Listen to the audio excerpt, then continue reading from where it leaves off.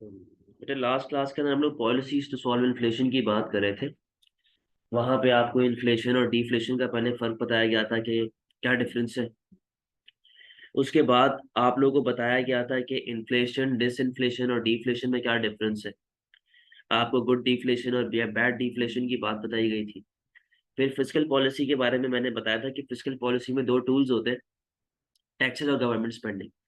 अगर आप contractionary policy लगा रहे हैं, यानी कि आपने एग्रीगेट डिमांड को कम करवा रहे हैं, तो आप टैक्सेस को बढ़ाएंगे, गवर्नमेंट स्पेंडिंग को कम करेंगे। तो कॉन्ट्रैक्शनरी पॉलिसी का मतलब होता है एग्रीगेट डिमांड को कम करवाना, और एक्सपेंशनरी पॉलिसीज का मतलब होता है ऐसी पॉलिसीज लगाना जिससे आपकी एग्रीगेट डिमांड बढ़ जाए। ठीक है। हमारे पास ये चीज सुनिएगा जरा। देखिए, बजट का मतलब होता है डिफरेंस बिटवीन गवर्नमेंट स्पेंडिंग और टैक्स रेवेन्यू, यानी गवर्नमेंट की कितनी इनकम आई और गवर्नमेंट का कितना खर्चा हुआ, उसको बजट बोलते हैं। अगर तो मैं कहता हूं कि आपके पास बजट सरप्लस है, बजट सरप्लस का मतलब कि आपकी जेब में एक्स्ट्रा पैसे बचे हुए, यानी कि आपके पास पैसा ज्यादा है, टैक्स रेवेन्यू ज्यादा है, लेकिन आपने खर्चा कम किया है, तो आपके पास एक्सेस यानी कि सरप्लस पैसा बच गया है। इसको बोला जाता है बजट सरप्लस। बजट डेफिसिट का मतलब होता है गवर्नमेंट स्पेंडिंग ज्यादा है और आपके पास टैक्स रेवेन्यू कम है, यानी कि आपने खर्च ज्यादा किया हुआ है लेकिन आपके पास इनकम जो है वो कम थी, तो इसको बजट डेफिसिट बोलते हैं, जब आपकी अमाउंट नेगेटिव में जाना शुरू हो जाती है। ठीक है। फिर आपके साथ कॉन्ट्रैक्शनरी मॉनेटरी पॉलिसी शेयर की गई थी कि अगर आप, जाहिर सी बात है, आप मनी सप्लाई कम करेंगे तो उससे इंटरेस्ट रेट बढ़ जाएगा और एग्रीगेट डिमांड आपके पास कम हो जाएगी। आज फर्दर बात कर रहे हैं सप्लाई साइड पॉलिसीज के ऊपर। ये भी पॉलिसी टू सॉल्व इन्फ्लेशन ही चल रहा है अभी तक हमारे पास।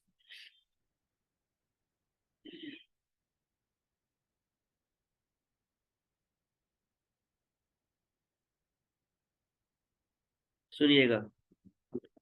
अच्छा, सप्लाई साइड पॉलिसी के अंदर हमारे पास कहानी जो है वो इस तरह चलेगी कि हमने एग्रीगेट सप्लाई को बढ़ाना है। ठीक है। अब एग्रीगेट सप्लाई दो टाइम पीरियड में दो अलग अलग तरह बढ़ती है, शॉर्ट रन के अंदर और लॉन्ग रन के अंदर। फिलहाल मैं शॉर्ट रन की बात कर रहा हूँ। अब ये देखें ये किस तरीके से इंक्रीज होगी। यहाँ पे इसकी डायग्राम बना रहा हूं मैं। इधर मेरे पास प्राइस आ गई, इधर मेरे पास real income, national income, GDP, जो लिखना चाहो भाई। यहाँ पे मेरे पास एग्रीगेट डिमांड थी, ये मेरी एग्रीगेट सप्लाई थी इनिशियल। एग्रीगेट डिमांड, ये आ गया इक्विलिब्रियम ई, यहाँ पे आ गया एम्प्लॉयमेंट लेवल या इनकम लेवल वाई, और यहाँ पे मेरे पास आ गई है प्राइस लेवल पी। अच्छा, नोट्स के अंदर शायद ये ऐसे लिखा हुआ हो, SRAS। तो बात एक ही है, SRAS का मतलब है short run aggregate supply. As का फुल फॉर्म होता है एग्रीगेट सप्लाई, SRAS का मतलब शॉर्ट रन एग्रीगेट सप्लाई, क्योंकि हम लोग शॉर्ट रन की यहाँ पे बात कर। अब यहाँ पे आइएगा। देखिए, मुझे एग्रीगेट सप्लाई को बढ़ानी है, तो शॉर्ट रन के अंदर हर वो पॉलिसी जो मेरी नॉर्मल सप्लाई को बढ़ाती है, कौन कौन सी पॉलिसीज होती है कि गवर्नमेंट ने इनडायरेक्ट टैक्सेस कम कर दिए। ठीक है। आपकी कॉस्ट ऑफ प्रोडक्शन कम हो गई है, गवर्नमेंट ने आपको सब्सिडीज दे दी है, आपकी मिनिमम वेज कम हो गई है। सही है। या इसके अलावा गवर्नमेंट ने टैरिफ्स रिमूव कर दिए, या कोटा रिमूव कर दिया, या कुछ भी रिमूव कर दिया। तो इन सब चीजों की वजह से आपकी जो सप्लाई है वो राइटवर्ड जाएगी, और आपकी शॉर्ट रन एग्रीगेट सप्लाई ऐसे राइटवर्ड जाना शुरू हो जाएगी। सही है। SRAS से SRAS1। सही है। इक्विलिब्रियम ई से E1। आपके पास एम्प्लॉयमेंट लेवल भी बढ़ा, साथ ही साथ आपके पास प्राइस लेवल भी कम हो गई है।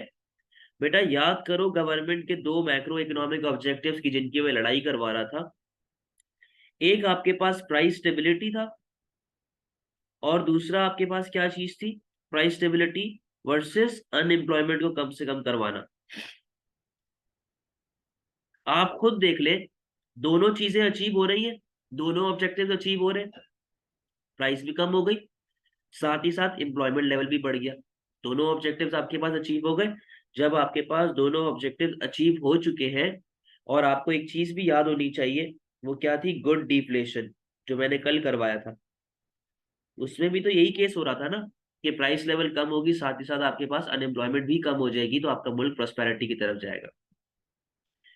इसी को अगर मैं लॉन्ग रन में ले जाऊं, तो लॉन्ग रन के अंदर यहाँ पे देखिएगा, मैंने दो चीजों को कंपेयर किया था जब मैं हाइपर इन्फ्लेशन का केस डिस्कस कर रहा था आप लोगों से।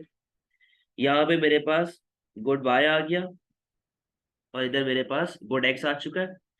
यहाँ पे मेरे पास प्राइस आ गई, और यहाँ पे मेरे पास जीडीपी आ गया। ठीक है, ये मेरा पीपीसी बनता है ऐसे। ठीक है, और मैंने आपसे कहा था कि फॉर एग्जांपल ये मेरा एक्चुअल है, ये वाली जो लाइन है ये मेरा पोटेंशियल है। तो एक्चुअल से लेके पोटेंशियल तक का गैप क्या होता है? वेस्टेज, इनएफिशिएंसी, अनएम्प्लॉयमेंट, या फिर डिफ्लेशनरी गैप। डिफ्लेशनरी गैप का दूसरा नाम क्या होता है? Recessionary gap. सही है। अब यहाँ पे देखिएगा भाई, ये मेरा पीपीसी, सॉरी जो आप लोग को हाइपर इन्फ्लेशन के केस के साथ मैं लिंक करवा रहा हूँ, लॉन्ग रन एग्रीगेट सप्लाई। ठीक है, ये मेरा फिलहाल एग्रीगेट डिमांड चल रहा है AD, income level Y, equilibrium E, और ये मेरे पास आ गई है प्राइस लेवल। ठीक है, अब किसी भी रीजन की वजह से फॉर एग्जांपल अगर मेरा एग्रीगेट डिमांड बढ़ता है, वो ऐसे राइटवर्ड चले जाता है एडी से एडी वन, तो बेटा आप हाइपर इन्फ्लेशन का केस देखो कि आपके पास सिर्फ और सिर्फ प्राइस लेवल बढ़ रही है, जबकि आपकी इनकम के ऊपर कोई भी इफेक्ट नहीं आ रहा। ठीक है, आपकी सिर्फ और सिर्फ प्राइस लेवल बढ़ रही है। अच्छा, अब सवाल ये कि फॉर एग्जांपल इस अगर मैं इसको पीपीसी के साथ लिंक करूं, इसको पीपीसी के साथ लिंक करूं, इसका मतलब क्या है कि मैं अपने एक्चुअल पे आके बैठ गया, अपने पोटेंशियल पे आके बैठ गया। ठीक है, तो अगर मैं इसको अपने पीपीसी के साथ लिंक कर रहा हूँ, इसका मतलब ये है कि मैं अपने पोटेंशियल पे आके बैठ गया। अब सवाल ये है कि हाइपर इन्फ्लेशन से बचा कैसे जाए? हाइपर इन्फ्लेशन से बचने का बेटा सिर्फ और सिर्फ एक ही रास्ता है कि आप अपने पोटेंशियल को बढ़ा दो। आप अपने पोटेंशियल को बढ़ाओ, इसको शिफ्ट करवाओ राइटवर्ड, आपकी औकात बढ़ेगी, तो आप हाइपर इन्फ्लेशन से बच जाएंगे। अब वापस से वही पीपीसी वाला चैप्टर कि ये किस तरीके से आपका पीपीसी बढ़ सकता है। सारी बातें वही वाली, आय वाला इमिग्रेशन, रिसर्च एंड डेवलपमेंट, ठीक है, टेक्नोलॉजिकल एडवांसमेंट, और इसके अलावा आपके पास ट्रेनिंग, इन सब चीजों की वजह से ये राइटवर्ड जाएगा। तो बेटा अगर ये वाली औकात आपकी बढ़ रही है, तो ये वाली औकात भी तो बढ़ेगी ना आपकी, ये भी तो आपकी औकात ही है, पोटेंशियल ही है। तो जब ये इसमें शिफ्ट पीपीसी के अंदर शिफ्ट आया, तो उसकी वजह से हमारा लॉन्ग रन एग्रीगेट सप्लाई भी ऐसे आगे की तरफ चला गया, LRAS1। और अब एक चीज देखें, ये वाला एग्रीगेट डिमांड जो यहां पर हाइपर इन्फ्लेशन क्रिएट कर रहा था, अब एक नया इक्विलिब्रियम बना रहा है इस जगह पे, E2। सही है। अब प्राइस लेवल क्या हो गई हमारे पास? P2। और हमारे पास इनकम लेवल क्या हो गई है? Y2। यानी कि ये ऐसे पहले P से P1 गया, फिर P1 से किधर आ गया? P2 की तरफ आ चुका है। ठीक है भाई, कोई मसले वाली बात है? एक मरतबा इसके नोट्स में दिखा रहा हूँ, देख ले, पढ़ ले इसको, कुछ भी पूछना हो तो पूछ ले।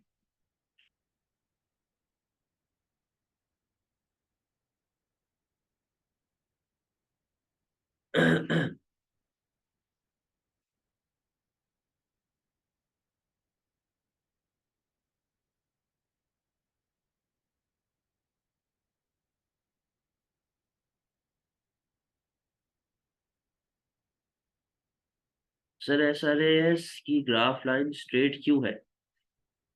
SRAS की, इसकी बात कर रहे थे बेटा, नॉर्मल सप्लाई कर्व बनता है ना जिस तरीके से। जी, P1 से P2 डिसइंफ्लेशन आ रहा है। मैं आपकी बात नहीं समझा आमना।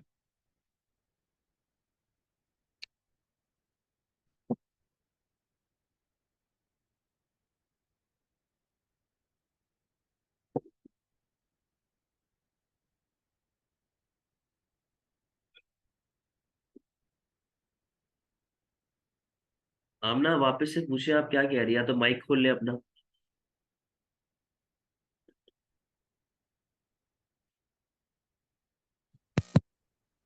जो शॉर्ट रन एग्रीगेट सप्लाई की जो आपने ग्राफ लाइन बनाई है वो बिल्कुल स्ट्रेट क्यों है? जिस तरह एग्रीगेट डिमांड की जो है वो थोड़ी सी स्लांटेड है, तो ये बिल्कुल स्ट्रेट क्यों है? एक सेकंड। आप इसी की बात करी ना, इस डायग्राम की? नहीं सर, जो आपने खुद बनाई थी अभी। बेटा वो इसकी बात कर रही है। नहीं सर, जो अभी आपने लास्ट पे बनाई वो है। तो बेटा लॉन्ग रन एग्रीगेट सप्लाई है ना। जी, इसकी बात कर रही हूँ। जी, ये स्ट्रेट इसलिए होता है क्योंकि देखिए ये हमारा क्या है, पोटेंशियल, यानी कि हमारी औकात है ना मुल्क की। जी। इसी तरीके से ये भी हमारे पास फिक्स्ड रिसोर्सेज रिप्रेजेंट करता है कि हमारे पास इतनी सप्लाई है। अब मेरी मशीन है फॉर एग्जांपल दिन के 1000 यूनिट बना के मुझे दे सकती है, तो मैं 1000 ही बना रहा हूँ, मैं 1000 से ऊपर तो नहीं जा सकता ना। तो ये जो स्ट्रेट लाइन है ना, ये 1000 रिप्रेजेंट कर रही है। अब मैं नई मशीन लेके आऊंगा जो 2000 यूनिट बना के मुझे दे सकती है, तो ये पोटेंशियल रिप्रेजेंट करता है। समझ गई बात? जी सर, से इसका कोई स्पेसिफिक नाम है? पोटेंशियल है ना ये आपका, जैसे ये पोटेंशियल है मुल्क का, वैसे ये भी पोटेंशियल ही होता है, तो इसको लॉन्ग रन एग्रीगेट सप्लाई कहा जाता है। ओके सर, आगे समझ। चले आगे बढ़ते हैं। अच्छा, अब हम लोग बात, अच्छा अब देखिए, आप लोगों को मैंने जब बताया था पॉलिसीज टू सॉल्व इन्फ्लेशन के अंदर, अब देखिए आपके पास तीन पॉलिसीज आ गई। एक कॉन्ट्रैक्शनरी फिस्कल पॉलिसी, जिसके अंदर कॉन्फ्लिक्ट ऑफ ऑब्जेक्टिव आ रहे थे। एक कॉन्ट्रैक्शनरी मॉनेटरी पॉलिसी, जिसके अंदर आपके पास वापस से कॉन्फ्लिक्ट ऑफ ऑब्जेक्टिव आ रहा था। और एक ये वाली पॉलिसी, सप्लाई साइड पॉलिसी। तो अगर एग्जामिनर आपसे पूछता है कि यार बेस्ट पॉलिसी कौन सी है टू सॉल्व इन्फ्लेशन, तो हमेशा सप्लाई साइड पॉलिसी जीत रही होगी। आ गई बात समझ में? हमेशा कौन जीतेगा? हमेशा सप्लाई साइड पॉलिसी जीतेगा। क्यों? क्योंकि यहाँ पर अपने पास कोई कॉन्फ्लिक्ट ऑफ ऑब्जेक्टिव नहीं आ रहा और आप दोनों ऑब्जेक्टिव्स को अचीव कर रहे हैं। अच्छा, अब तो ये तो हमारे पास हो गई इन्फ्लेशन की बात। अब बात करेंगे हम लोग deflation, how to solve deflation.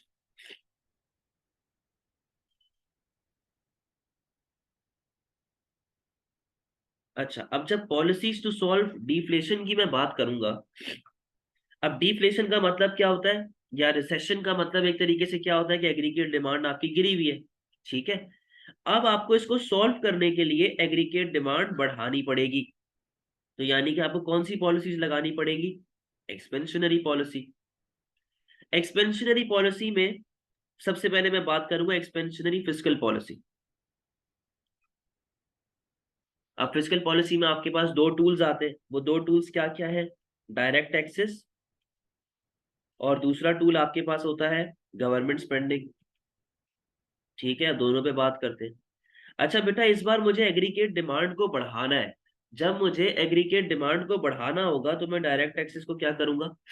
कम करूंगा। डायरेक्ट टैक्सेस मेरे पास कम होंगे तो उससे इनकम बढ़ेगी, इनकम बढ़ेगी तो स्पेंडिंग बढ़ जाएगी, स्पेंडिंग बढ़ी तो कंजम्पशन बढ़ी, और कंजम्पशन बढ़ने से एग्रीगेट डिमांड बढ़ जाएगी, जिसकी वजह से आपकी प्राइस लेवल बढ़ेगी। पहली बात। फिर हमारे पास प्रोडक्शन बढ़ेगी, प्रोडक्शन बढ़ने की वजह से हमारे पास डिमांड फॉर लेबर बढ़ना शुरू हो जाएगी, और डिमांड फॉर लेबर जब बढ़ेगी तो अपने पास अनएम्प्लॉयमेंट कम हो जाएगा। ठीक है, एक तो ये बात। दूसरी बात पे एक्सपेंशनरी पॉलिसी लगानी है, जाहिर सी बात है गवर्नमेंट स्पेंडिंग को बढ़ाऊंगा।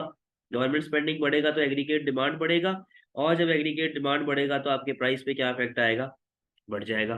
फिर उसके बाद वही वाली बात है, प्रोडक्शन बढ़ेगी, जिसकी वजह से डिमांड फॉर लेबर बढ़ जाएगी, और आपके पास अनएम्प्लॉयमेंट कम हो जाएगी। ठीक है, अब ऑब्जेक्टिव्स पे आए। अनएम्प्लॉयमेंट कम हो गई, बहुत अच्छी बात है, बहुत अच्छी बात है, एक ऑब्जेक्टिव अचीव हो गया। लेकिन दूसरा ऑब्जेक्टिव अचीव नहीं हुआ, वापस से हमारे पास प्रॉब्लम्स आ गई, वापस से हमारे पास कॉन्फ्लिक्ट आ चुका है। ठीक है, और फिर इसी तरीके से last contract sorry expansionary monetary policy.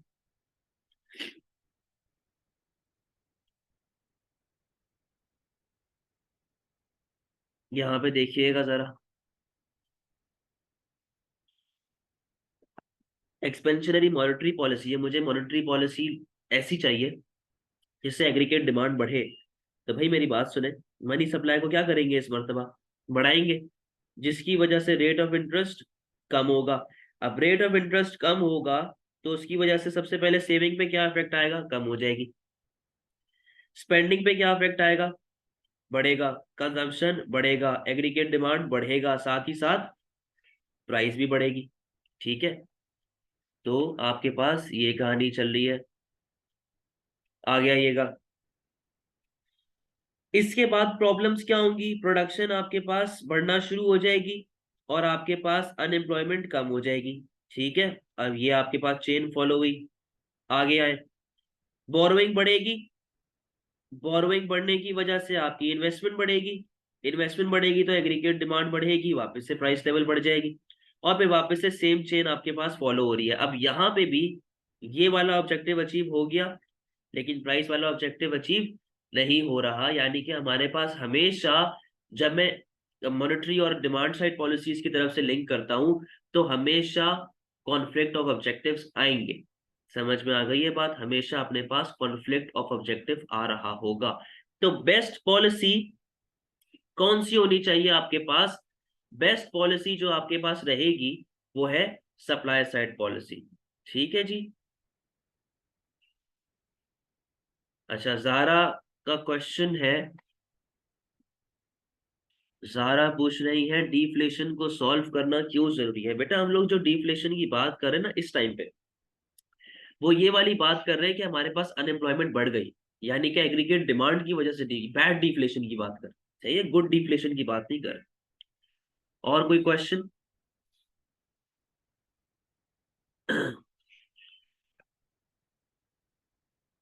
कोई सवाल बेटा?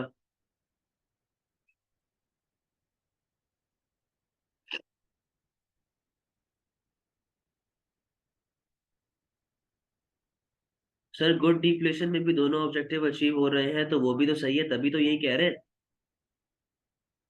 कि अपने पास जो बेस्ट पॉलिसी है वो है ही सप्लाई साइड पॉलिसी। कि अगर आपको सारी चीजों से बचना है, सारी प्रॉब्लम से बचना है, वो पता है कब होगी, वो प्राइस लेवल कब इंक्रीज होगी, जब मैं एग्रीगेट डिमांड को बढ़ाने की करूंगा, जब मैं जाऊंगा बैड डिफ्लेशन की तरफ, इस जगह पे आऊंगा तब प्राइस बढ़ेगी। लेकिन अगर मैं यहाँ पे रहूंगा ना गुड डिफ्लेशन के ऊपर, इस जगह पे अगर मैं गुड डिफ्लेशन पे रहूंगा तो उसकी वजह से मेरे पास प्राइस लेवल नहीं बढ़ेगा। आई बात समझ में?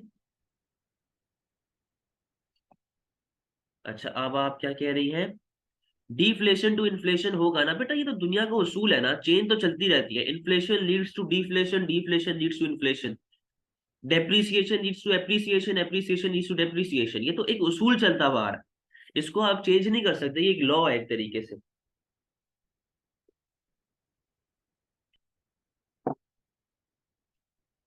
और कोई क्वेश्चन बेटा?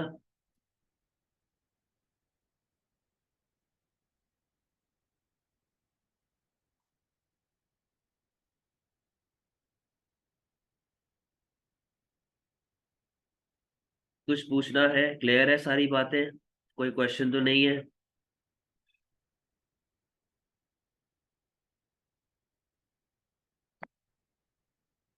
अच्छा। एक second sir, supply side policy और गुड डिफ्लेशन बिल्कुल सेम बात है, दोनों सेम चीजें, मैंने आपको ये पीडीएफ भेजी थी ग्रुप में, तो आप देख लें। सप्लाई साइड पॉलिसी और ये सेम डायग्राम है। डिफ्लेशन को सॉल्व करने के लिए इन्फ्लेशन आएगी, वापस से बेटा वही बता रहा हूँ कि अगर तो आप गुड डिफ्लेशन की तरफ जा रहे हो, यानी कि आप सप्लाई साइड पॉलिसीज को यूज कर रहे हो, इन्फ्लेशन नहीं आएगी। लेकिन अगर आप डिमांड साइड पॉलिसीज यानी कि एक्सपेंशनरी फिस्कल और मॉनेटरी पॉलिसी को यूज कर रहे हैं तो बिल्कुल आएगी आपके पास इन्फ्लेशन।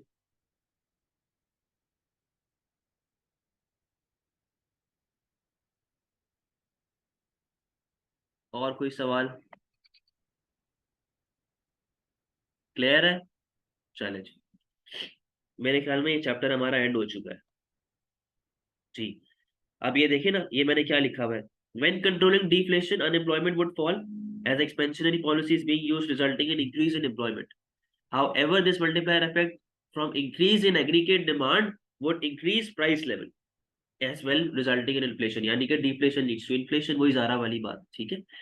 तो अब इसका होमवर्क, मेरी बात सुने, होमवर्क क्या है, आप लोग नेक्स्ट संडे तक का टाइम लो, ये जो कमिंग संडे आ रहा है, नेक्स्ट संडे जो अपना आ रहा है, तब तक का टाइम ले, लेकिन मुझे पूरा काम चाहिए। कितने क्वेश्चंस हैं आप लोगों के होमवर्क के भाई? 29। ये 29 के 29 क्वेश्चन आप लोग मुझे संडे को दोगे, हर हाल में, भले कुछ भी हो जाए। बहुत आता है इन्फ्लेशन का चैप्टर एग्जाम में, हर चीज आपको आनी चाहिए, ये सारे 29 क्वेश्चन आप लोग मुझे करके देंगे। क्लियर है?